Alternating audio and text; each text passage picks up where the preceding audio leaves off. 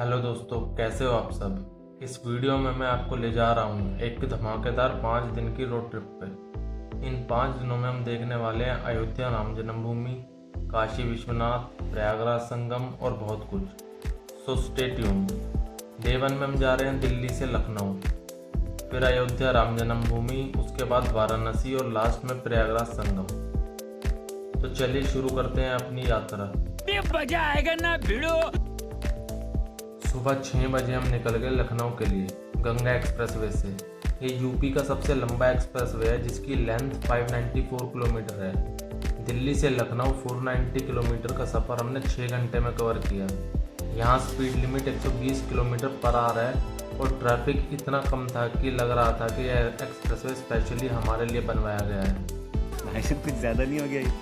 मतलब कुछ भी। पर इस एक्सप्रेसवे पे 2 मेजर प्रॉब्लम है। रेस्ट जोन 50 से 70 किलोमीटर दूर है, मतलब अगर वॉशरूम जाना हो तो पेशेंस रखना पड़ेगा। खाना भी अभी बेसिक ही है, कंस्ट्रक्शन चल रही है पर अभी प्रॉपर इंफ्रा डेवलप होने में टाइम लगेगा। दूसरी मेजर प्रॉब्लम है कि रात को एक्सप्रेसवे पे प्रॉपर लाइटिंग नहीं है, तो अगर आपकी कार की हेडलाइट्स अच्छी हैं तो ही नाइट ड्राइव को प्रेफर करें।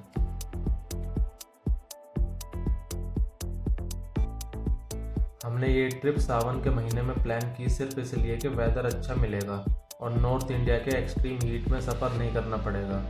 और जैसा प्लान किया था वैसा ही वेदर मिला। थोड़ी थोड़ी बारिश, टेम्परेचर अराउंड 28 डिग्रीज और पोल्यूशन एक्सट्रीमली लो। ऐसा रेयरली ही होता है कि आप जैसा प्लान करो वैसा ही हो जाए, पर फॉर्चुनेटली ये ट्रिप बेटर देन प्लान जा रही थी। सो फार सो गुड।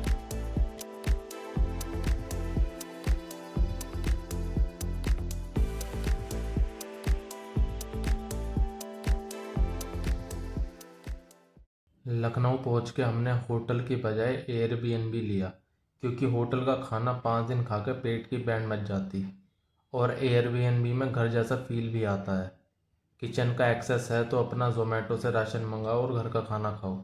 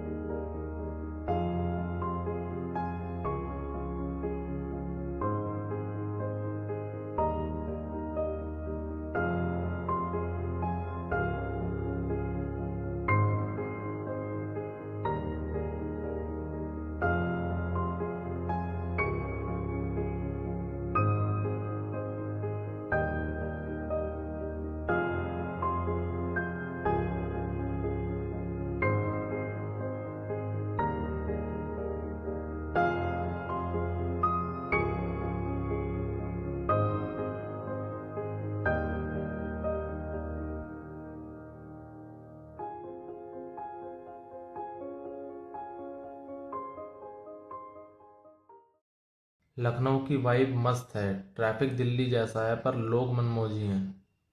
लखनऊ में काफ़ी चीज़ें हैं देखने के लिए, जैसे कि बड़ा और छोटा इमामबाड़ा, छतर मंजिल जिसे अम्ब्रेला पैलेस भी कहा जाता है।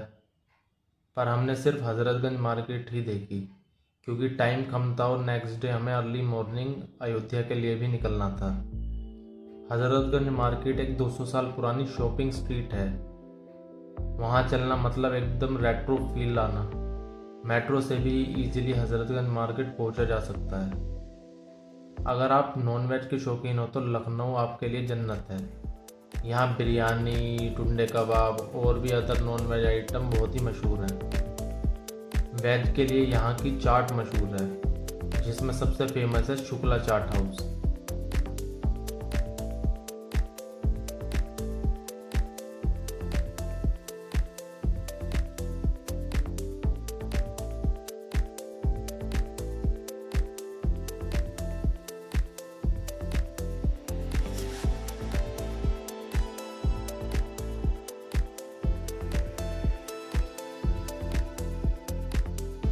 मार्केट के स्टार्टिंग में ही एक मल्टी स्टोरी पार्किंग बिल्डिंग है, तो वहाँ आप अपनी कार पार्क करिए और मज़े से शॉपिंग कीजिए।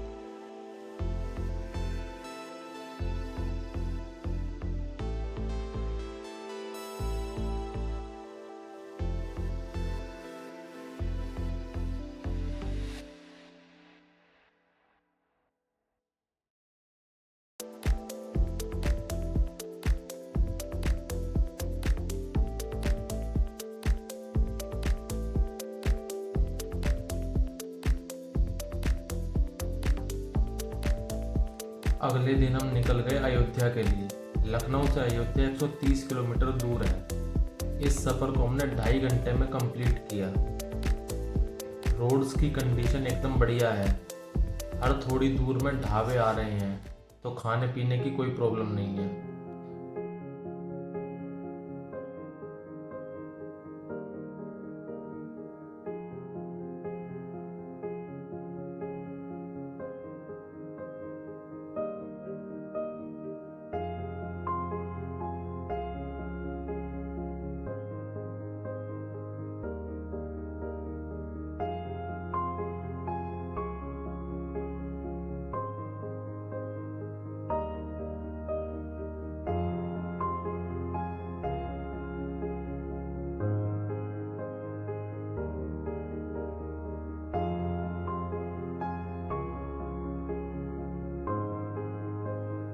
अयोध्या में होटल पहुंच के हमने एक ऑटो रिक्शा बुक कर लिया। पूरे दिन के लिए उस ऑटो रिक्शे वाले ने हमसे सिर्फ 800 रुपये लिए, जिसमें वो हमारा सिर्फ ऑटो रिक्शा वाला नहीं था बल्कि एज अ गाइड भी था। अगर हम अपनी कार से सारी जगह घूमते तो हर जगह हमें पार्किंग ढूंढनी पड़ती, और ऑटो वालों को गलियों के शॉर्टकट पता होते हैं। जिन जगह कोई भी व्हीकल अलाउड नहीं होता वहाँ ऑटो वाले गलियों में से पहुँचा देते हैं, जिससे काफ़ी टाइम बचता है। राम मंदिर के निर्माण से अयोध्या एक धार्मिक नगरी से टूरिस्ट हब बन गई है, जहाँ हर दिन लाखों श्रद्धालु आकर अर्थव्यवस्था को नई रफ्तार देते हैं। मंदिर के चारों तरफ नए होटल, बाजार और ट्रांसपोर्ट सुविधाएं खुल रही हैं, जो रोजगार के नए अवसर पैदा कर रही हैं। अयोध्या की पहचान अब सिर्फ इतिहास तक सीमित नहीं है, बल्कि एक मॉडर्न स्पिरिचुअल डेस्टिनेशन बन गई है, जो देश और विदेश के यात्रियों को आकर्षित करती है।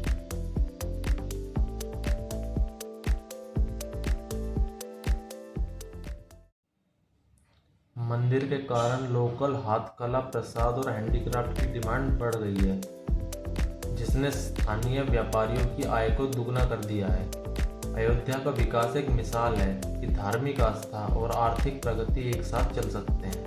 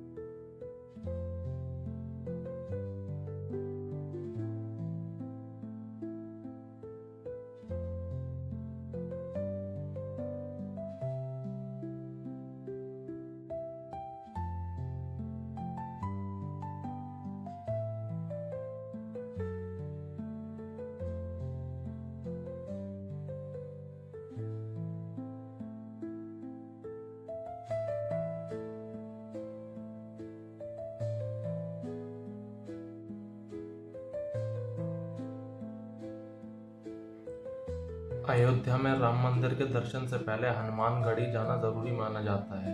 कहानी ये है कि हनुमान जी को अयोध्या का रक्षक और राम जन्मभूमि का दूत माना गया है। इसलिए परंपरा है कि जो भी राम मंदिर में प्रवेश करना चाहता है पहले हनुमानगढ़ी में बाल हनुमान के दर्शन करे, ताकि हनुमान जी की कृपा से राम के दर्शन सफल हों।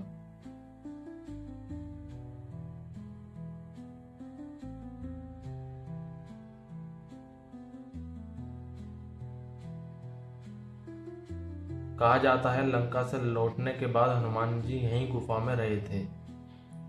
यहाँ फोन अलाउड नहीं था। बाहर ही प्रसाद की दुकान पर आप अपना फोन जमा कर कर ही अंदर जा सकते हैं।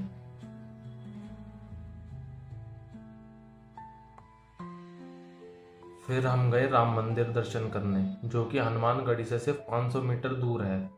राम मंदिर को काफ़ी प्लानिंग के साथ और ये समझ कर के लाखों श्रद्धालु एक साथ मंदिर आएंगे उस हिसाब से सुविधाएं और मैनेजमेंट का ख्याल रखा गया है।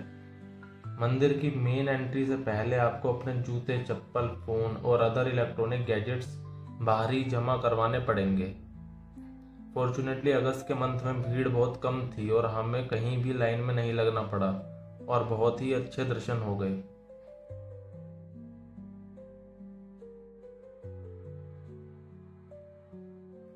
राम मंदिर का इतिहास सदियों पुराना है, पर 1528 में मीर बाकी ने मंदिर तोड़कर बाबरी मस्जिद बना दी थी।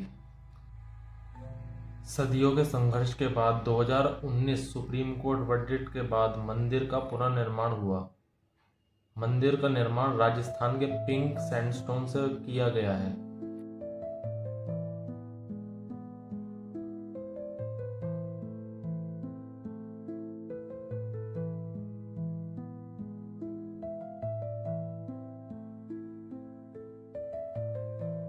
राम मंदिर दर्शन के बाद हम गए सरयू नदी पे आरती देखने। वहाँ का माहौल ही अलग था। दीपकों की रोशनी, श्लोकों की गुनगुनाहट और गंगा की लहरों का मधुर स्वर।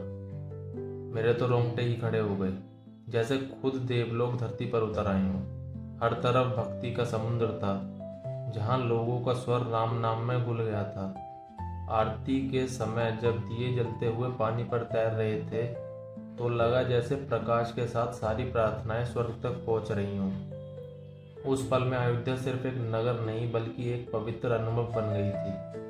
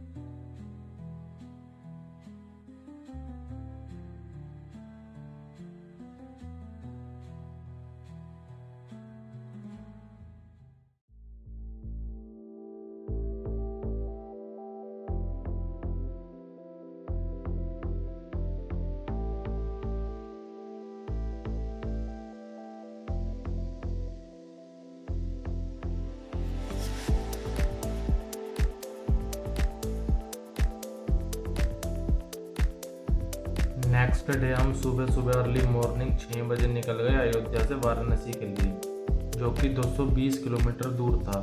वहाँ पहुँचने में हमें 3 घंटे लग गए। वाराणसी, जिसे काशी और बनारस भी कहते हैं, दुनिया की सबसे पुरानी सिटी है और इंडिया की स्पिरिचुअल कैपिटल है।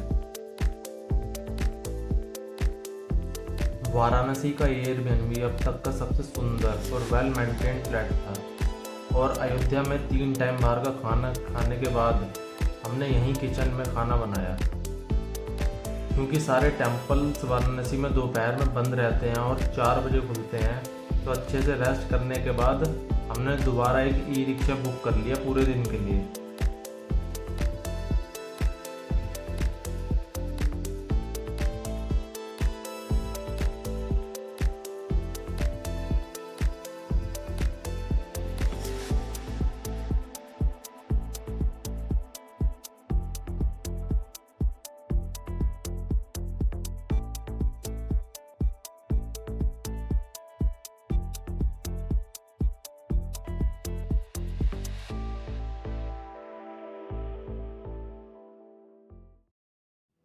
वाराणसी में 80 से भी अधिक घाट हैं और अनेक मंदिर, पर समय कम होने की वजह से हम केवल संकट मोचन हनुमान मंदिर, त्रिदेव मंदिर, तुलसी मानस मंदिर, दुर्गा मंदिर, बटुक भैरव, काशी विश्वनाथ और काल भैरवी जा पाए।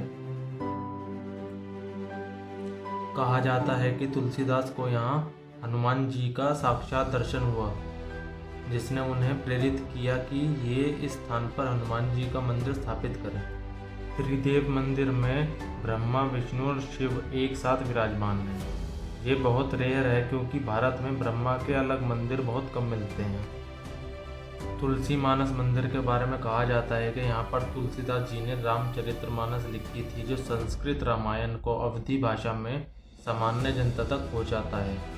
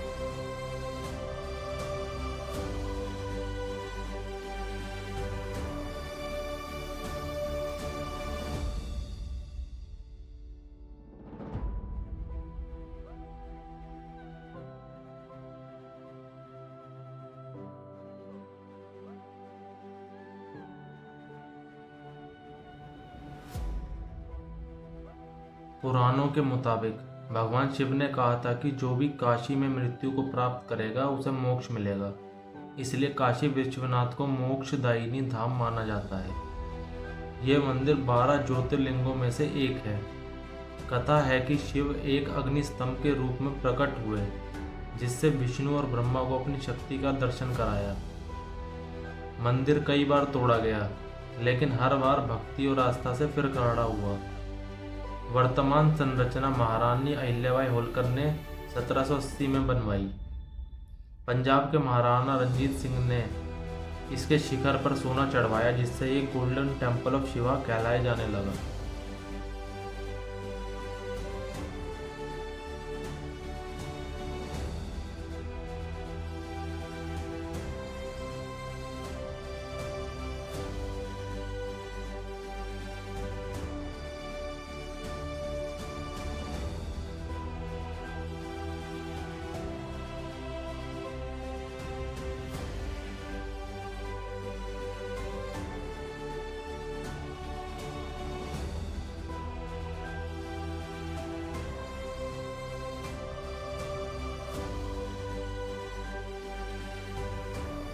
नमो घाट वाराणसी का सबसे नया और मॉडर्न घाट है। पहले इसका नाम खिड़कियां घाट था, लेकिन 2023 में इसे स्मार्ट सिटी मिशन के अंदर रीडेवलप किया गया। ये पहला व्हीलचेयर फ्रेंडली घाट है वाराणसी के अंदर। इसके अंदर मॉडर्न एमिनिटीज़ जैसे कि cycling track, jogging track, children play area, open air gym equipment, food court, ये सब चीज़ें अवेलेबल हैं।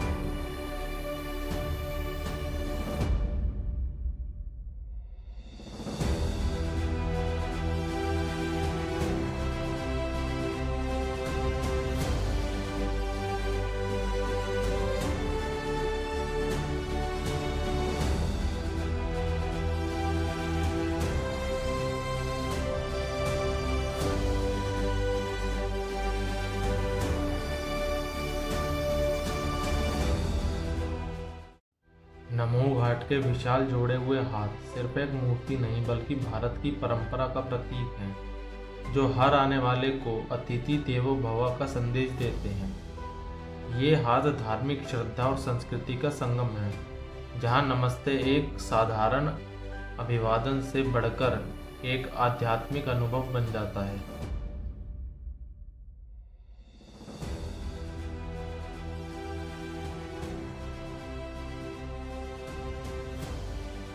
जब सूर्य की किरणें इन हाथों पर पड़ती हैं तो लगता है जैसे प्रकृति खुद भक्ति में झुक गई हो।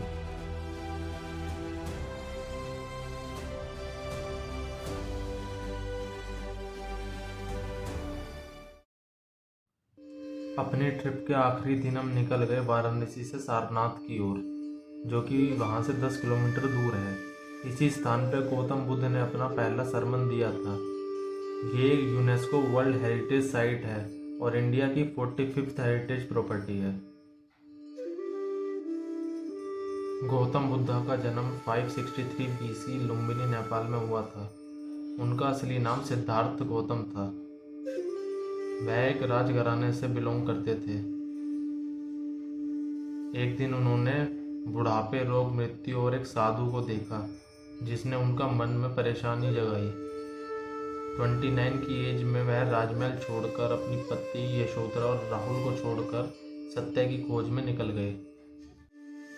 उन्होंने 6 साल तक कठिन तपस्या और योग किया, लेकिन वह समझ गए कि अधिक तपस्या भी सही मार्ग नहीं है। बोध गया में बोधि वृक्ष के नीचे ध्यान करते हुए उन्हें 35 साल की उम्र में एनलाइटनमेंट की प्राप्ति हुई और वह बुद्धा बन गए। सारनाथ में अपने 5 शिष्यों को पहला प्रवचन दिया। 80 वर्ष की उम्र में कुशीनगर में उनका देहांत हो गया, जिसे महापरिनिर्वाण कहा जाता है।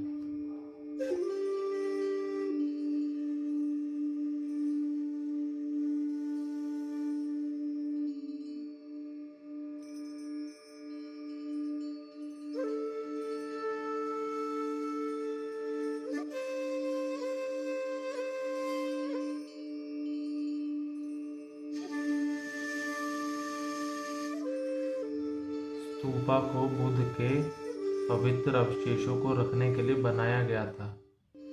ये भक्तों के ध्यान और प्रार्थना का केंद्र है। स्तूपा का गुंबद जन्म मृत्यु के चक्र से मुक्ति और निर्वाणा का प्रतीक है। स्तूपा की परिक्रमा करना एक धार्मिक क्रिया है जो मन को शुद्ध करता है।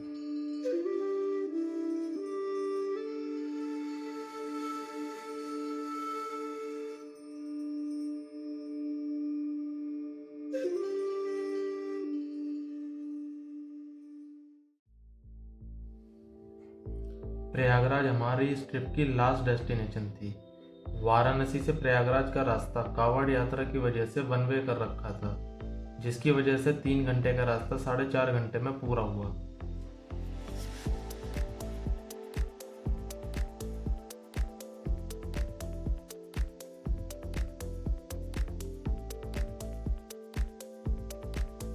प्रयागराज एक पवित्र नगर है जहाँ गंगा, यमुना और सरस्वती का संगम होता है, जिसे त्रिवेणी संगम भी कहा जाता है।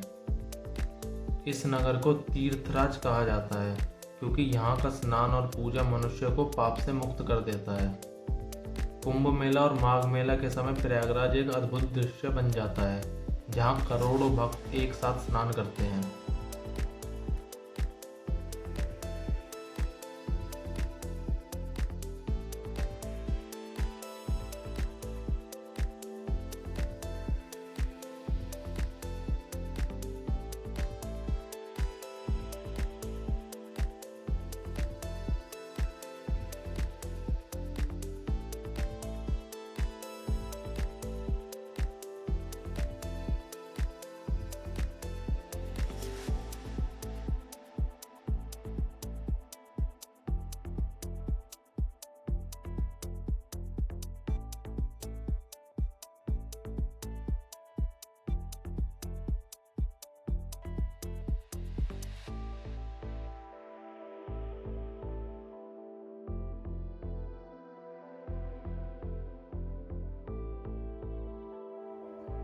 कावड़ यात्रा के दौरान भक्तों की भीड़, उनके भक्ति गीत और ढोल नगाड़े संगम के किनारे एक अलग ही ऊर्जा भर देते हैं।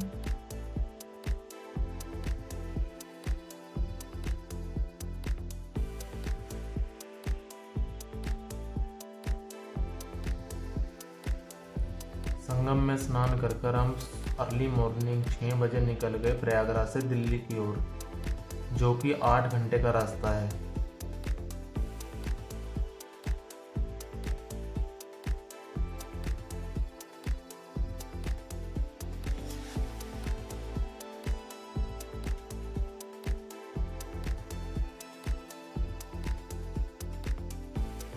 आई होप आपको ये वीडियो अच्छी और इन्फॉर्मेटिव लगी होगी।